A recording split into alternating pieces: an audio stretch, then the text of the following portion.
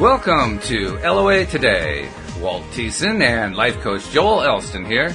Today is Thursday, December the 27th, 2018. It's 8 a.m. New York time, 5 a.m. Los Angeles, 1 p.m. in London, and in Sydney, Australia, it's 12 midnight. Wherever you are in the world, thank you for joining us for yet another episode of LOA Today.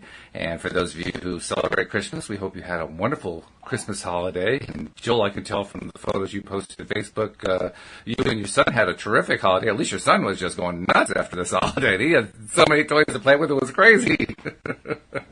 Yeah, we had a really good Christmas. I was glad to be able to have him, enjoy it and have a lot of great stuff to play with. And to me, that's sort of the point of all of life, is being not necessarily to get things, but to be able to be in a position to enjoy life. And absolutely. And really, all year you work and you go towards something. And so not that it's the end of anything, but to me, the Christmas sort of represents the the end of this year and getting into the new year, and it has a lot of other connotations attached to it. So we had a great Christmas on many levels, and this has been an incredible year overall.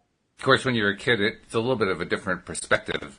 I recall something I saw on Facebook a couple of days ago, I think it was on Christmas, where father and son conversation, kind of like the ones that you often post about, where the son says to the father, "I wonder what Santa Claus is going to get me for Christmas." And the father says, "Well, it's much better to give than it is to receive." And the boy says, "Okay, I wonder what Santa Claus is going to give me for Christmas." It's all perspective, right? It is, and it's one of the things that I have everything that I want or need in the world. I'm impossible to pay for when it comes to holidays, and I don't look at I don't even base it on what I get or even see what I get. No. But what my son bought me for Christmas, he bought me a set of, and to me it's more about understanding my world. He bought me a pair of weightlifting gloves. Well, that's a great gift. Yeah. I go through several pair of weightlifting every year. I'm in the gym every day. So to me, that excites me because it isn't the cost of the gift. It's the fact that he truly, in my mind, just understands what my life is about. So those weightlifting gloves, to me, represent, he identifies what's important in my world. And that means a lot. Absolutely. Yeah, no, I agree completely. And in fact, Louise and I had an experience with this Christmas that showed us a side of the giving side, or I guess in this case, actually, it was also the receiving side of Christmas that was more meaningful than anything in many, many years. I've been hinting at the fact for the last few months that Louise has been dealing with medical issues, and I keep saying over and over again, I'm not ready to tell the story. I'm not ready to tell the story. But I'm ready to tell the story. So we're going to tell a little story today about what's been going on with Louise's health issues. It's hard to figure out exactly where this starts, but we've been starting in September, so I'll start in September. In September, of course, the guarding service business that Louise runs was going full tilt. We have, at that point, around 10 employees working for us, and it's pretty busy. It's kind of crazy. And she was really wearing down a lot. I mean, she was having trouble getting through days. And by October, we shut down the business at the end of October every year. By October, she was really dragging badly. Literally, we practically crashed into the end of the season. She was having such a hard time. But we figured, well, it's the end of the season, so she can rest and recuperate and feel better.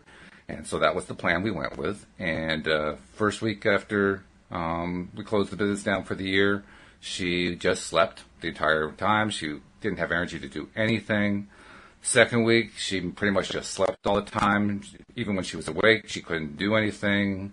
By the third week, she was actually getting worse, which was really kind of scaring us, to say the least. And because she was getting worse, and we don't tend to do a lot of work with doctors, but that's the time where, you have to go see a doctor. You have to find out what's going on. So we did. We went into a local urgent care type facility, a walk-in 24-hour type facility, and actually not 24-hour. But anyway, we walked in there and got her checked out, and we got our first really big scare as a result of that. Because while They took her vital signs, blood pressure, pulse, all the kind of stuff that they can take quickly. And then they took like a complete history of what was going on, what symptoms she'd been experiencing. And among the symptoms she had experienced was an internal tremor, a shaking inside, which cued something in both of the back of our minds, because my father had passed, and I've talked about this before, he had passed from symptoms related to Parkinson's disease. That's actually ultimately what killed him. And in Parkinson's, you have this major tremor that goes on. And so we're thinking, oh my God, does Louise have Parkinson's disease? Well, we weren't ready to buy into that. No, let's go through the medical procedures and so forth. Well, the physician's assistant who takes all the vitals in this particular urgent care facility said, I'm kind of thinking this might be Parkinson's disease, which was really, really stupid of her to say. Just wrong. You don't do that. But it was enough to scare the daylights out of us. So the next 2 days were absolute hell, because I'm thinking, I saw what happened with my dad. I'm thinking the same thing's going to happen to my wife. And of course, she's, frightened by the whole prospect too. One of the things that came out of it, though, and I thought a lot about you when we were going through this, Joel, is I realized we were at one of those, I'll call them a springboard place in our lives. You had a few springboards, particularly one where you were homeless and gambling addiction and all that kind of stuff. And that springboard you've talked about many times has led you to places in your life that you could not possibly have fathomed. Well, I felt like we were at one of those springboard moments. And I decided, and I think my wife decided independently, there was no way we were going to let this be Parkinson's. There was no way we were going to let this be a debilitating disease. We were going to be healthy. And I really had this huge, passionate desire for her to be healthy. And I kind of alluded to that just on some of the podcast episodes. Well, 2 days after we got that misdiagnosis, and that's what it was, we learned that the blood tests had come back, and what they actually showed was a thyroid issue. Thyroid is in your throat, the bottom of your throat. And that thyroid issue was a hyperthyroid issue. Thyroid issues apparently come in two flavors, hyper and hypo. Hyper is where it's doing too much activity and it's just setting off all these crazy signals to all of the body, because it turns out the thyroid actually touches every part of the body. It touches every system, circulatory, nervous system, endocrine system. It's like everything. Everything is touched by the thyroid, which I never do. I don't know. Did you know that, Joel? Were you aware that the thyroid played that kind of role? You did. Okay, so you knew that. Yeah, it's a hormone regulator, basically. Right, exactly.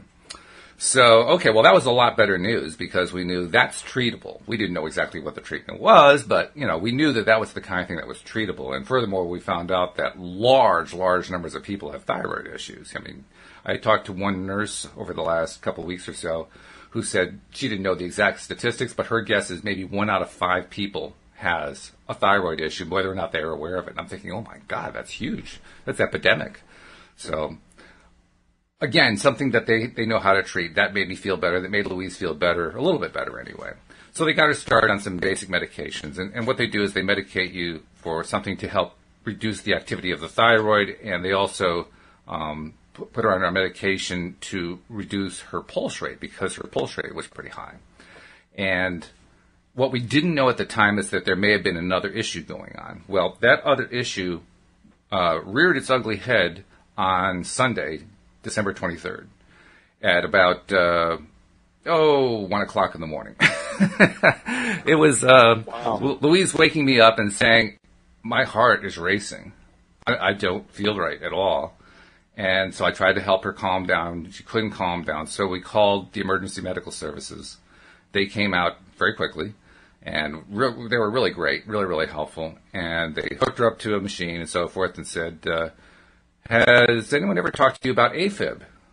And I didn't know what it was, but she did. She's watched all these medical programs, so she knows what AFib is. AFib stands for atrial fibrillation, and it's a heartbeat that is out of rhythm. It's not a proper heartbeat. Like with a proper heartbeat, they call that sinus rhythm, as you know, Joel.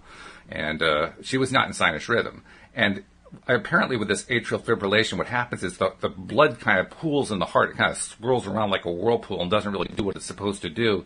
So she's not getting full circulation like she's supposed to get.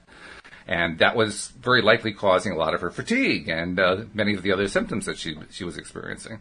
So they packed her up into an ambulance, took her to the hospital, to the emergency room. And we had quite an ordeal there, and they start pumping various kinds of medicines in her, trying to bring this AFib under control, because her pulse rate was bouncing all over the place between like 115 beats a minute and 155 beats a minute, and normal is like, somewhere between 60 and 100. It's like, whoa, oh my goodness, this is way out of control here. And it took like 3 or 4 different attempts to bring it down. They finally got it down for a short period of time into the proper range. Problem was that when you do that, there's also a risk of low blood pressure. She's a low blood pressure person anyway, so it really pushed her down into the dangerous zone. So now they had to kind of compensate for that. They're doing this balancing act, trying to get her to the right range. Well, they couldn't get her into the right range, but they stabilized her enough that they could move her to a regular hospital bed. And that's when we got the bad news that she was going to have to be in the hospital for Christmas Eve and possibly Christmas Day, which we really didn't like very much, but there was not much else to be done. So by that point, we were both pretty sleep deprived because we hadn't gotten any sleep. And we got her hooked up into the room, and it was a really nice room. Joel, this is like the best hospital room I've ever seen in my life. It was a private room. It was private. It was larger than many studio apartments. I mean, it was a good-sized room. The window was not a window in the wall. It was the entire wall.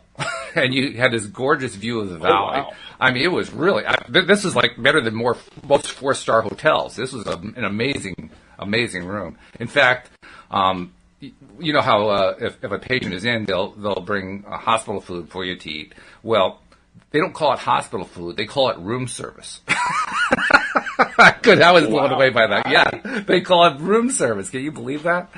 And on top of that, if you forget to call down for your meal order, they'll call you to see what would you like to have. I mean, I couldn't believe that. They're actually calling her to find out what does she want to have, like a waiter coming to your table or something like that. So, and the staff were terrific. They were really, really good staff, very, very caring and helpful, and trying to give us all the information they can give us, and so on and so forth. So we knew that she was in good hands, and that was reassuring too.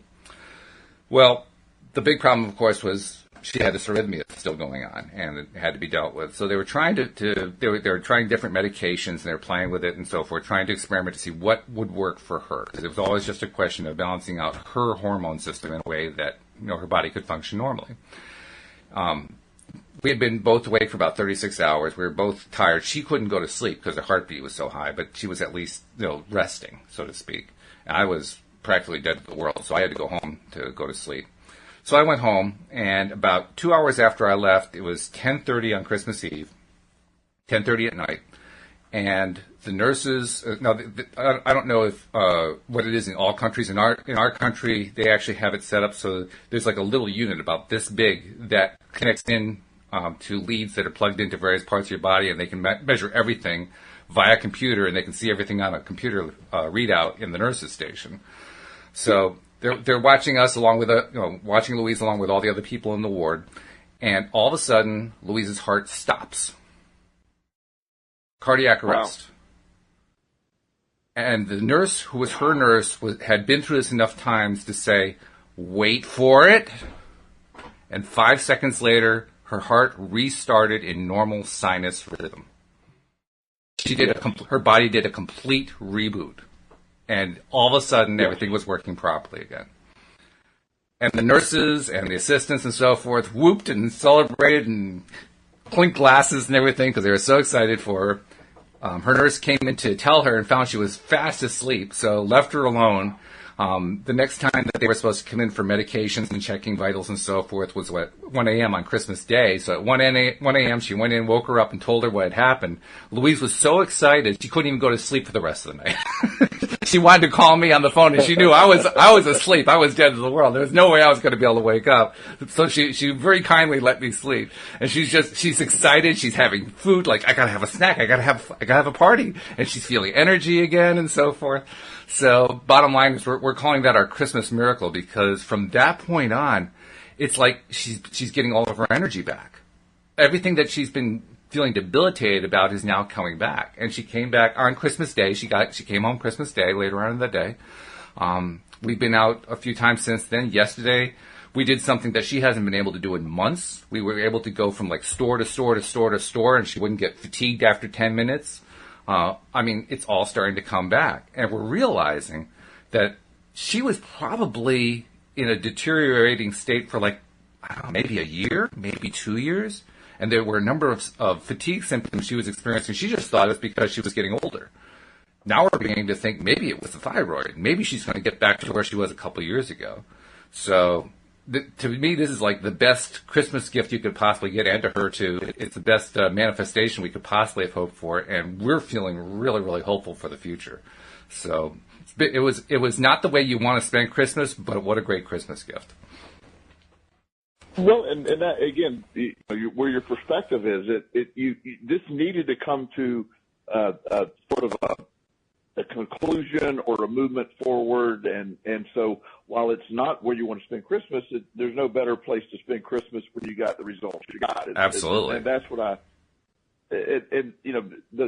when all else fails, often the body will just take on what medical science won't be able to do. The body itself said, "I'm tired of this, and I'm going to." These people are messing around enough with this. Yeah, right.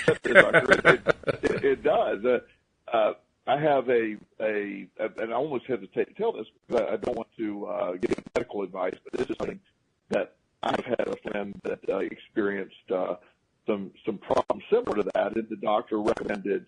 He's a very holistic doctor.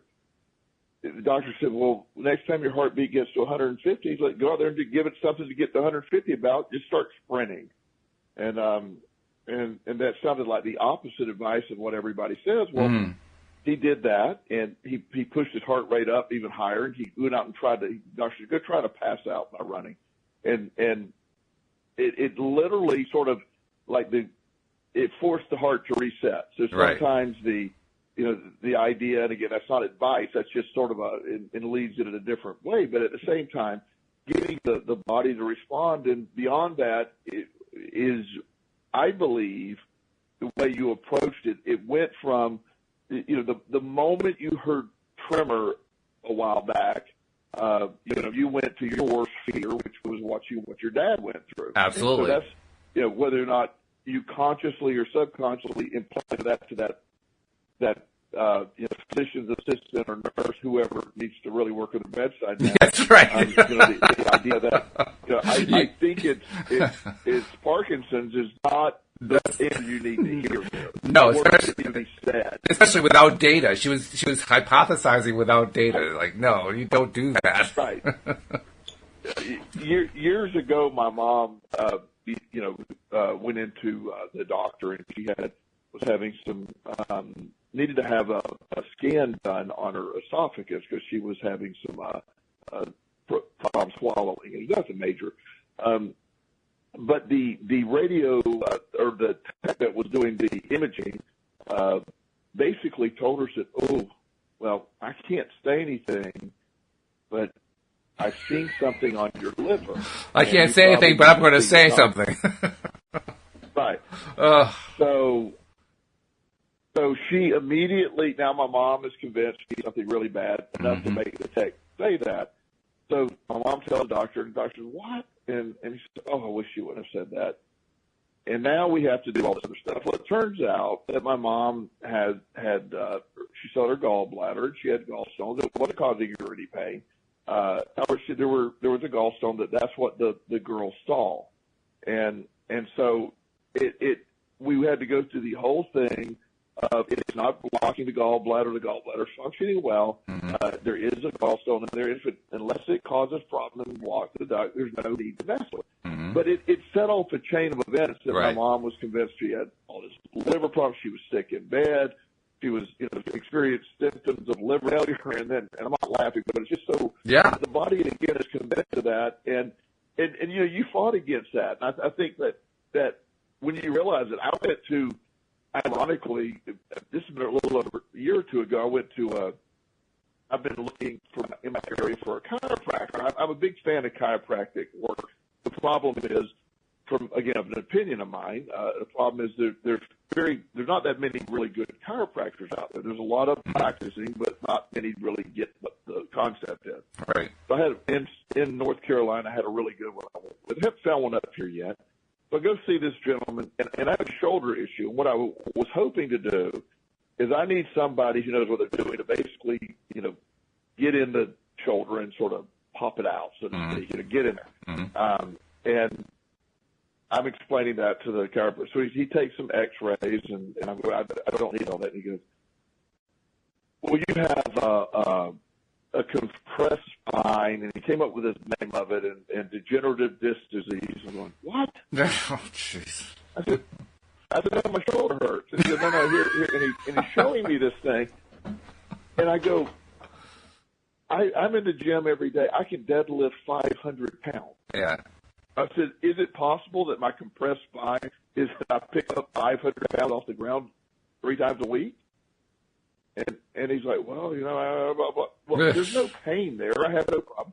I'm sure there's some abnormalities because I'm 50, almost 57 years old, lifting weights like I lift, but there's no problem there. But because of and I told him, I said, one reason he sent me an email, so it was great. If you have you didn't do any follow-up, and I was wondering if there's something I did. And I said, well, there is, and I'll explain it. I said, I told you in the beginning I'm a practitioner of the law of attraction. I believe in that. And to use the word that I have degenerative disc disease, when I came in there with I said, it's baffling that you would say that.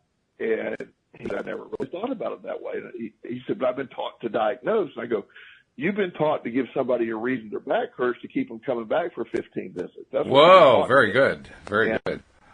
Well, and so, but in reality, and he's a really nice man, and what he looked at, he saw as degenerative disc disease. And I said, how many patients at 57 years of age that you have that are deadlifting 500 pounds? I don't have anybody else in my whole practice deadlifting 500 pounds. I said, so you have no point of reference when you look at the whole picture of what someone's spine who does that looks like, correct?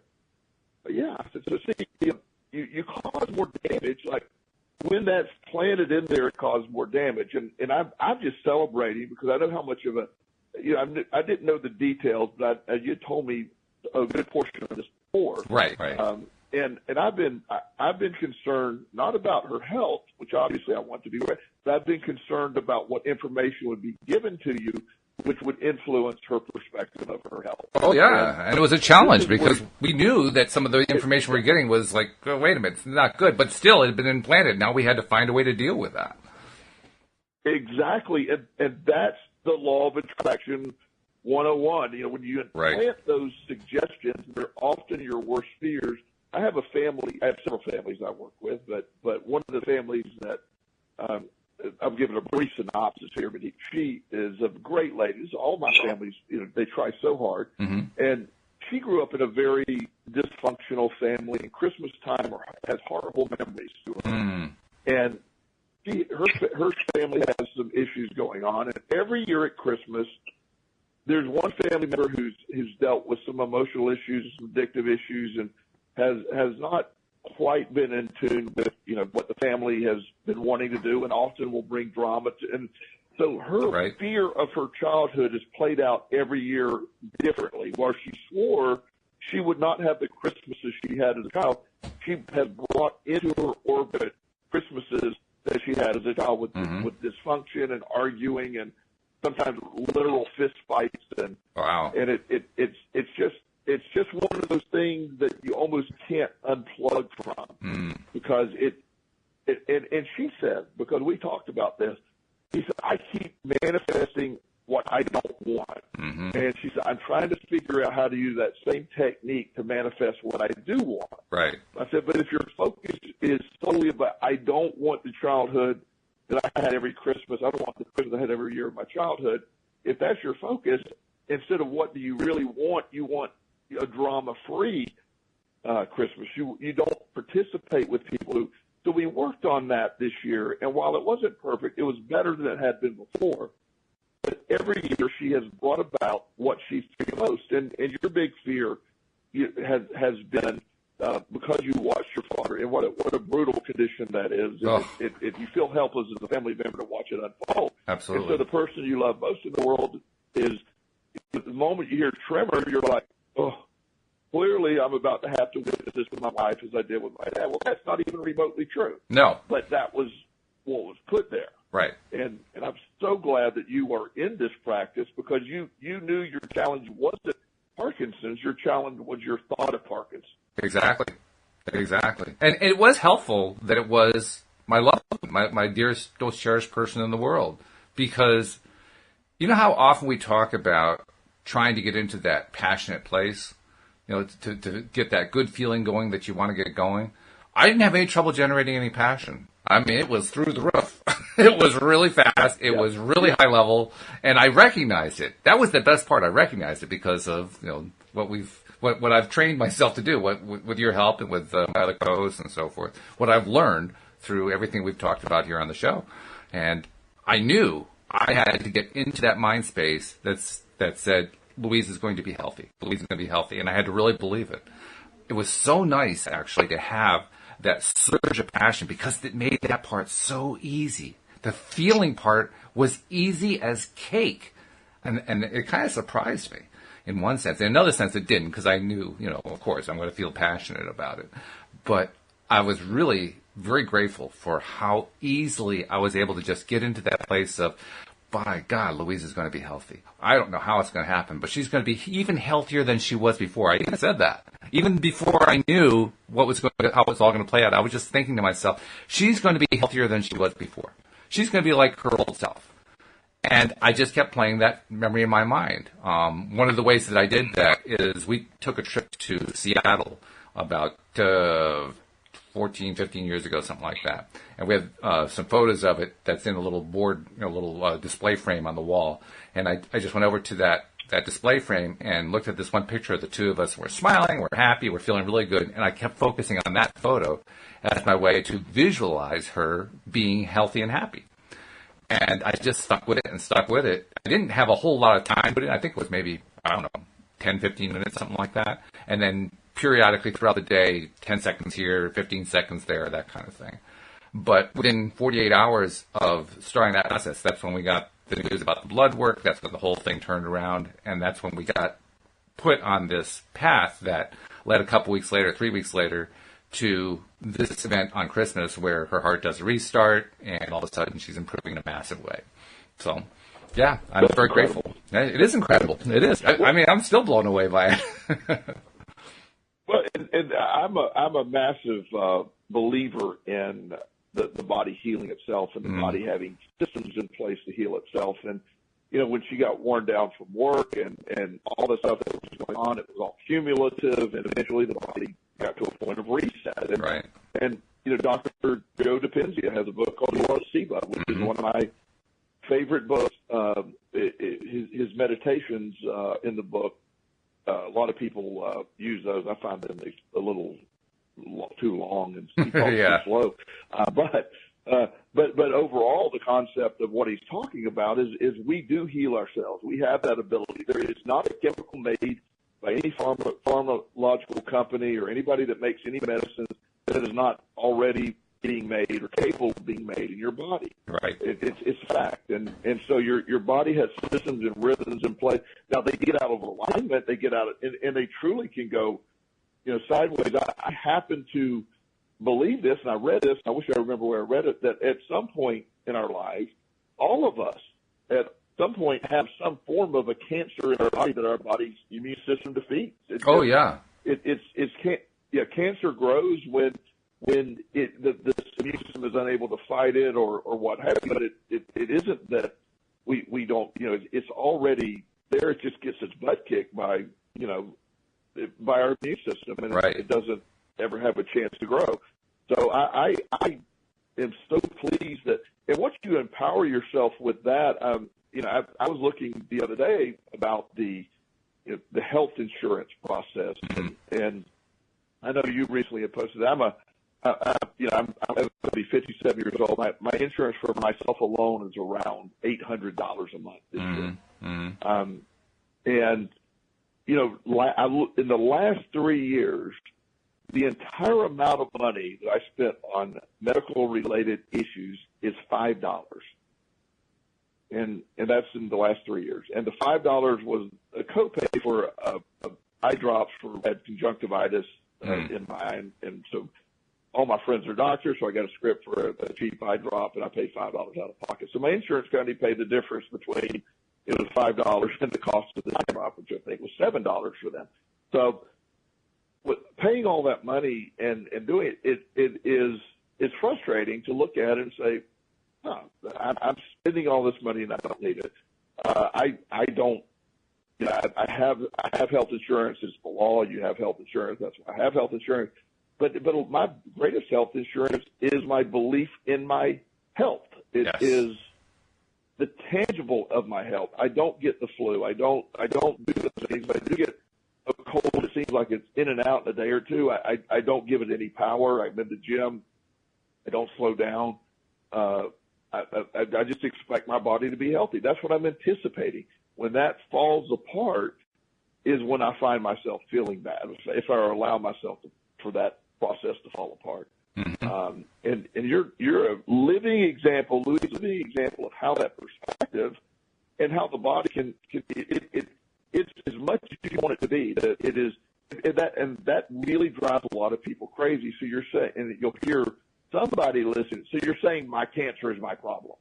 Oh yeah, sure. And I'm like, yeah, I'm not blaming anybody for anything. I'm letting you know that the systems in place are failing. I don't know why the systems in your body is failing, but I'm letting you know that it's not normal to have cancer. If you have cancer, that's because your systems are failing. And for our medicine, instead of often looking at why the system failed, it just says, well, let's just fix the cancer. I'm not saying you don't fix the cancer, but I think it's equally as important to understand why it failed. Why did we develop it in the first place? Mm. Yeah, absolutely. I agree with you. And in fact, you mentioned health insurance. It made me realize that there was another part of the story that I forgot to mention. And it was a fairly important part of the story. I have mentioned in the past that the gardening business was very successful this year in one sense, but it was not successful in another sense. It was successful in the sense we had more sales than ever before. It was not successful in the sense that despite all those sales, Louise was so overwhelmed with what was going on, part of it for physical reasons, that we had to have our staff members do a lot of the management and pay them as managers, which is on a non-billable rate. The bottom line was we made very little money in terms of profit on a year where we had massive amounts of sales. So we actually had less income this year than we had last year, even though the sales were higher, which is not a good combination. It really is very, very stressful when you go through something like that. Well, once again, the universe had our back in a way that we didn't expect. Because as it turns out, our income this year was so low that we couldn't qualify for the insurance that we had this past year without paying a massive increase in premiums that we couldn't afford. But we did qualify for a special Connecticut-only program called Husky D that essentially covers all of our insurance needs out of pocket. I mean out of the state's pocket, out of our pocket. So, and literally, I had signed up for this new package, literally signed up for it the same week we went into the urgent care facility the first time. So we went from a situation where we would have been paying something like $6,000 to $8,000 a year out of pocket for this kind of service to paying nothing out of pocket. I'm blown away. Incredible. I am just plain blown away how the whole thing timed perfectly. Perfectly. I mean, talk about the universe having your back. Oh, my God. On all sides. Yeah. And that is very important. Your storytelling needs to improve because that is really important. Yeah. I don't even know why I forgot that part, but because I planned actually to tell that part of the story early on. It's like, where did that go? It just disappeared in my mind. That is awesome, and it's a very relevant piece. But if we look at that using the review mirror model, it is very clear that this all happened as it should have happened. I mean, having in order even. Now, when you're in the middle of that, and you're looking through the front view of the windshield, it's hard to see it. It looks like a lot of stuff. It's impossible to see. You can't see it at all. Right, but you look at the rear view mirror and go, well, that worked out amazingly well. Yes. On all levels. Exactly. And that's the exciting piece. As the new year, that's one of the things that I've learned over the years that just has helped me so much. When I look back through everything, I'm like, oh yeah, everything happened in perfect synchronization. It was like, wow, it's like it flowed like a symphony. Right. And then when I look at it from when it's coming at me, I'm like, oh God, it looks like chaos. Mm-hmm. It all unfolds. Everything that happened puts you to that next.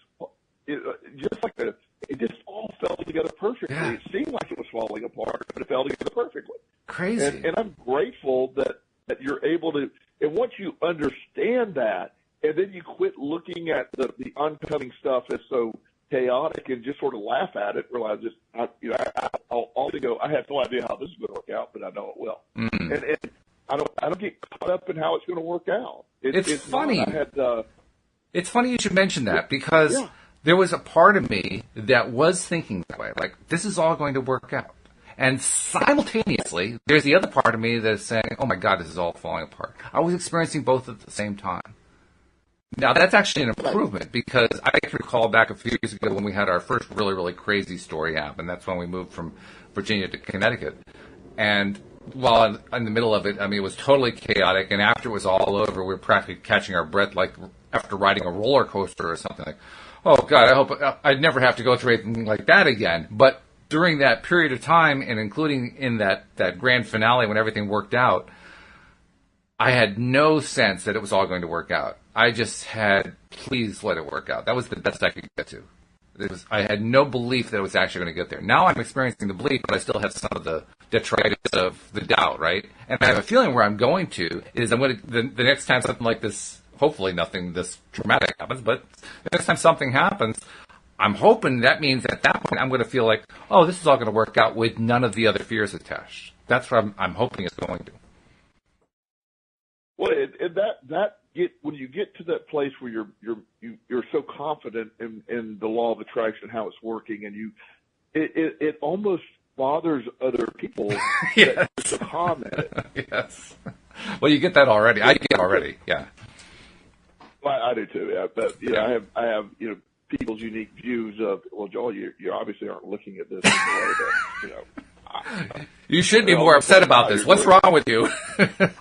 Right. Yeah. When you really have a life where everything is going to work out. This last year has been, an incredible year for me on all levels, and financially it's been one of my better years, if not my best year ever.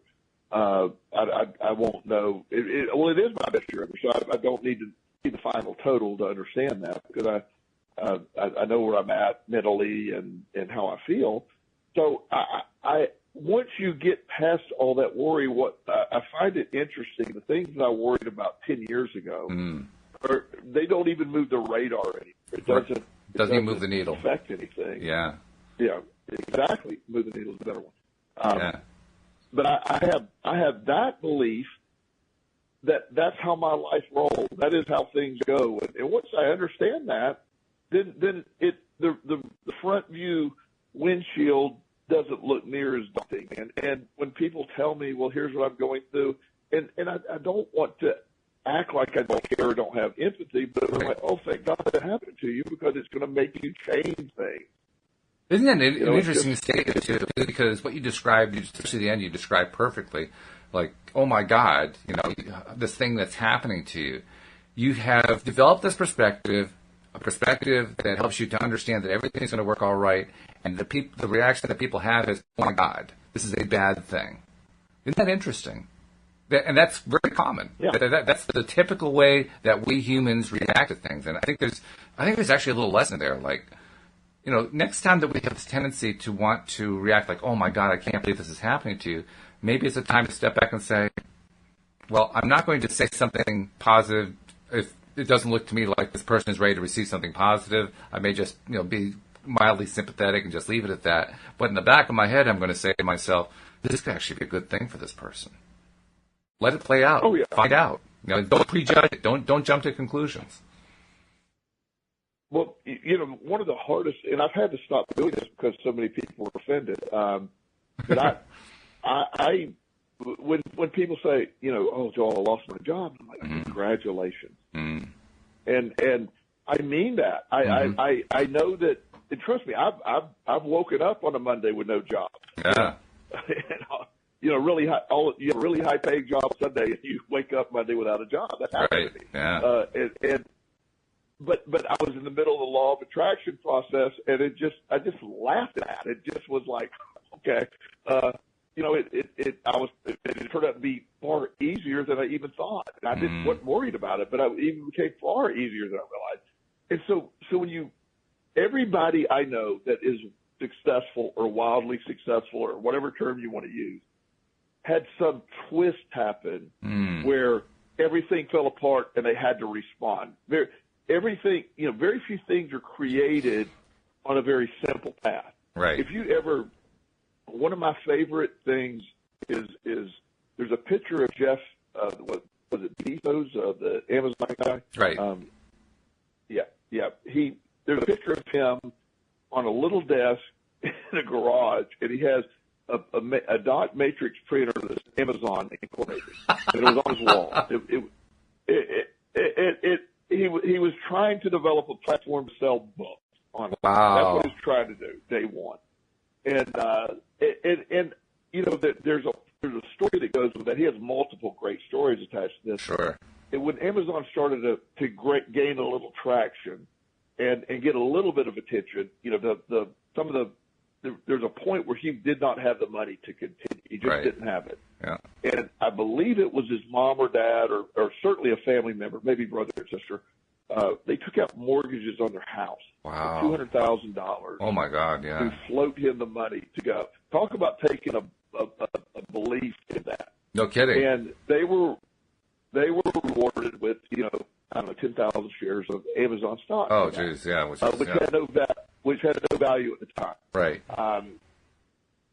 So, when you look at that, and you look at how they almost didn't make it, and I'm sure that everybody was questioning it. I'm sure their financial people said, "You're crazy. This internet thing's going to fall apart. Amazon, nobody's going to buy books online. Nobody cares that much about books." And all these negatives were going on. And, I wouldn't mind the 10,000 shares of Amazon stock. Especially early shares before they all split. Yeah, absolutely. Yeah. I forget what it's worth now. It's $2 billion, I think. Is that what it is? Yeah.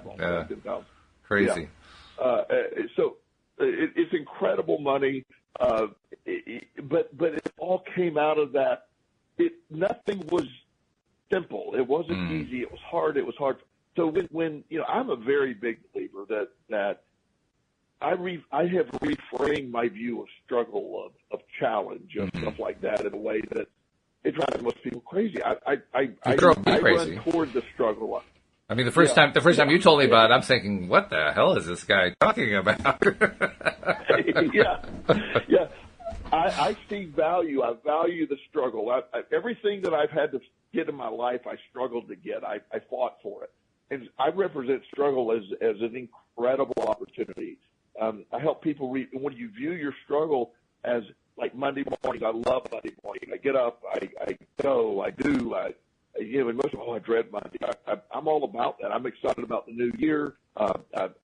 All of this stuff that comes along has come from me reframing things. I have this visualization of one of the little placards I have on my office walls: keep your foot on the gas. I don't want to take my foot off the gas. I want to keep going. I take on new challenges, and that's what I have found has been just reframing my perspective of things. Instead of running to avoid struggle, I run toward the struggle, and that's where I find my most satisfaction. I think there's also a degree of courage in that needs to be recognized. And I love the way that Mike Dooley, in his Notes from the Universe, describes that courage. Now, he doesn't describe it in the terms that you're talking about specifically. He describes it more generally. But he talks about how people on the other side, non-physical beings, are absolutely blown away by the fact that we're willing to dive into this contrast of the physical world and come what may, just live with it and enjoy it and get the most out of it and live it to the hilt and all that kind of thing. And what he's trying to express is that there is a certain degree of courage that we take just by coming here and being alive, just by coming into this life and risking the times when we can be hurt, risking the times when we're going to suffer and so forth, so that we can have this platform from which to spring up to even greater heights. And I think there's some truth to that, actually. I mean, I don't fully understand what the other side is like. Like anybody else, I have the same limitations anyone else has. I know what I've heard. I know what resonates with me deep down and so forth. But I think it's probably true. I think there are a lot of non-physical beings who just aren't really willing to take the leap because they know that you're setting yourself up to deal with all these really difficult, often frightening, terrifying things. And yet we come through them. Yeah. We come through them just fine if we have that right mental attitude. And that's the hope. The hope is that we'll maintain that courageous stance and get ourselves through it so that we can have these amazing transpired events, series of transpired events that help us after the fact, and that makes the life really just amazing. Well, and that's to me, it is one of the statements that I'll often post, and it really hit home. I often heard, the journey is equally as important as the destination, and I've also bought into that. I've even taken it further. I believe that the journey is the destination. I think the journey is the point. I don't think I have a place I'm going. I think it's the journey that matters, and that's exciting to me. I think I'm here on this planet for a journey, a mission, and I wasn't given the instruction. I think it's like, in a sense, a big game. You're placed here, and you don't have an instruction manual, and you got to figure it out. And that's the exciting piece for me.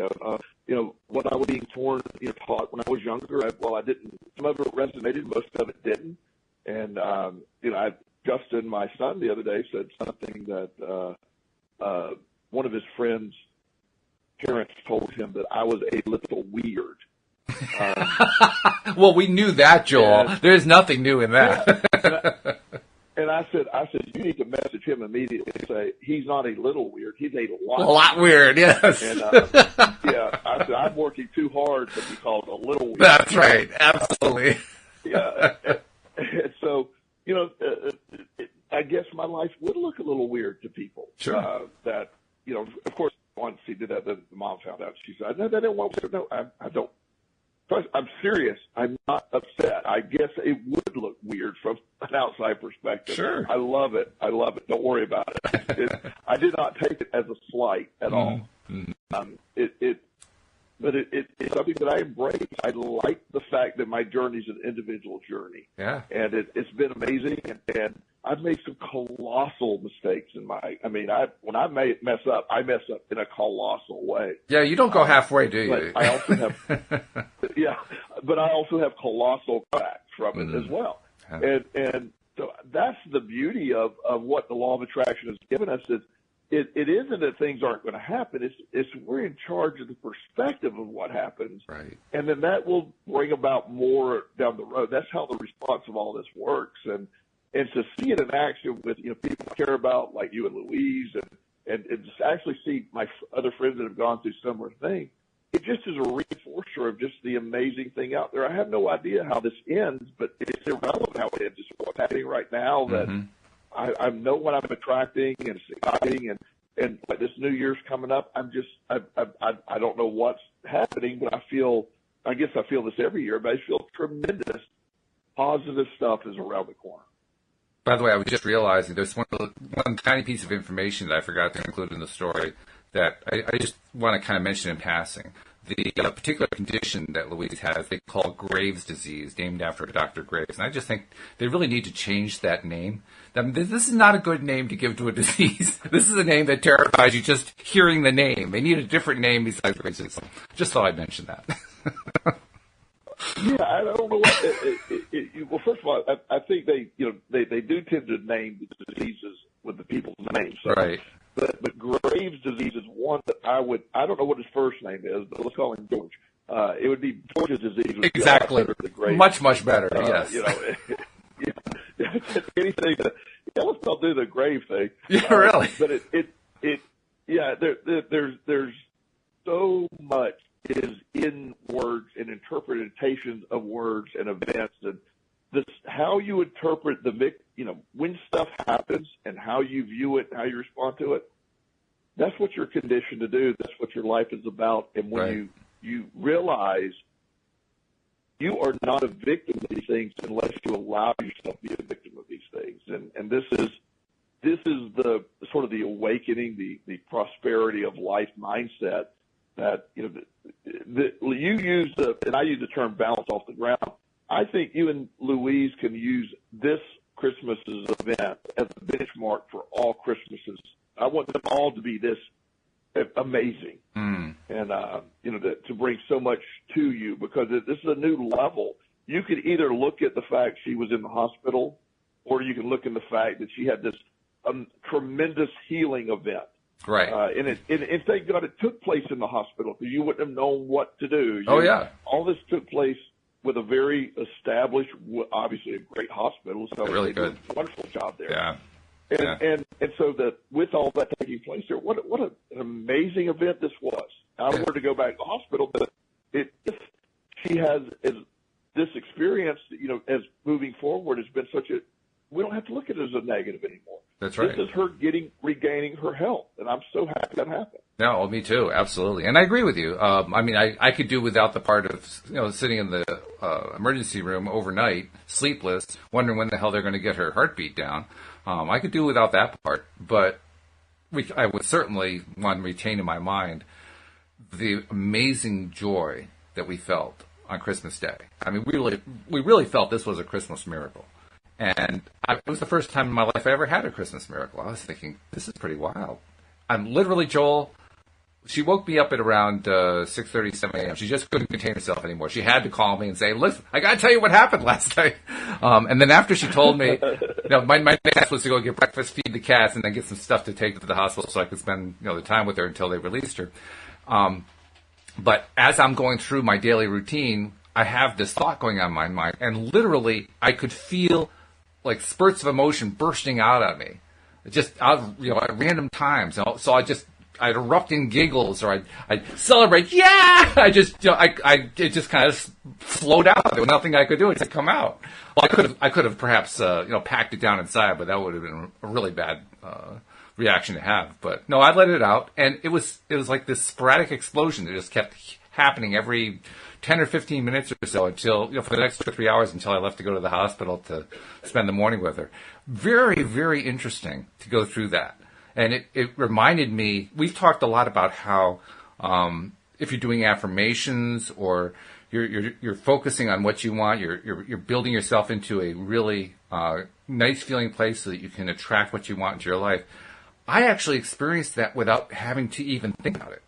That's what was happening that morning, Christmas morning. I was having these bursts of emotion that came out. And I milked them. I milked them for all they were worth so I could get that value out of them. And I was mindful enough, we use that term, right, mindful. I was mindful enough to recognize that when I was in that really good feeling place, that was the time to start putting out other things that I was looking for. Like, okay, we got this going. Let's get this other thing going as well. Yeah, here we go. Because I'm in the really high-flying state at that point. It was quite an experience to go through that. Because so often we have to effort ourselves there. We're like pushing, like, how the heck do I get to this high feeling place? Well, I was there, and it was just happening. It was like spewing out of me periodically every 15 or 20 minutes or so, and I just rode with it. It was great, and I used it. Yeah.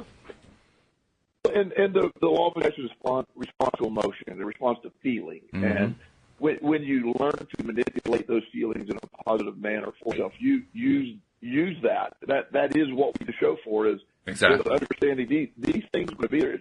If you think and feel about them a certain way, when you look at something that is daunting or you see it overwhelming, then your emotion becomes daunted and overwhelmed, and it doesn't respond in a way that you want it to respond. Or if you look at it like, this isn't an event, or this is something that I got to, wherever you're at, the way to make yourself feel to get what you want is sort of the answer, and tuning in that emotion in a right way. You use that feeling, you use that emotion in the manner that it's intended to be used. That's that it's the most valuable, because it's a very intense feeling, and you use it a very good way. Absolutely. You mentioned earlier that we come into this world without an instruction book, and we have to figure it out for ourselves. And I have to honestly say, I don't know how I could have figured that part out for myself.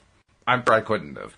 But I'm very grateful for the fact that I have come into contact with and met so many people who share bits and pieces of me and help me understand how you're supposed to handle this kind of thing. So that when I finally got to the point where I could handle it consciously, I knew what to do. I had the tools to do that. So that's why I was saying to you and to others, thank you for helping me to understand all this stuff, because I finally got there. I finally got to the point of how to use an experience like that. That was great. And and one of the things that I will say that I'm always amazed about is the people that, I look at the people that come to the law of attraction or the mindfulness, the sort of this Buddhist mindset, or whatever term you want to call it. There's sort of an encompassing thing. Now, how many co-hosts do you have now? 10, I think. Well, I haven't counted in a while, but I think it's around 10. Okay, we have 10 people working. Now, I would say probably with those 10 co-hosts, I may be in tune or be on board with 80 or 90% of what they believe. Even within that, we were going to have differences. I've had conversations with co-hosts in the past. I do it differently. I have sort of a hardcore view on certain things that people say, oh, he's a little crazy. But it's okay. It's okay. I don't need to see it the same way. But the core piece of it, we all agree on. Yeah. And it's like, Mike Dooley has one version of it. Then you have, some of the other guys have a little different version. But at the end of the day, we get to that same place. And that's what matters. Right. And like you said, we none of us figure it out totally by ourselves. But if we allow for these bits and pieces, we weren't given an instruction manual, but I do believe people are sent along the way to give us pieces of this knowledge that we put together to derive what we believe and how we go. And that's what's exciting to me. I seek those people out, and that's big. And since I've been 12, I've been looking for this group of people that feel that way, and was told for years they didn't exist. And now I'm finding them, I'm like, wow, this is impressive to me. It is more interesting, too, to pursue this stuff as a group, because it becomes like a group treasure hunt in a sense. I feel like that's what we do here on the show. It's a group treasure hunt. And that part is good. I like that part a lot. I look forward to doing more of that. Yes, certainly. Yeah. Hey, we got a couple minutes left. I want to make sure I get in the announcements. If you're not yet a subscriber, become one. The instructions are on the homepage, loatoday.net. You'll also find links in most of the places where we post this. But if you don't find it in the description, rather, just go to the homepage and you'll find links there. And once you're a subscriber, make sure that you share the fact so that other people can find us, because as you can tell, we have a different story to tell every single day. And it's really worthwhile to be a subscriber so you get all of the episodes coming right to your smartphone every day. And Joel, for somebody who wants the help of a personal coach, how do they reach out to you again? Give us that contact information. Joel Elston at Gmail or joelelston.com. Either one works. I would love to hear from you, even feedback. And anything that was offensive to you today, please send it to Walt at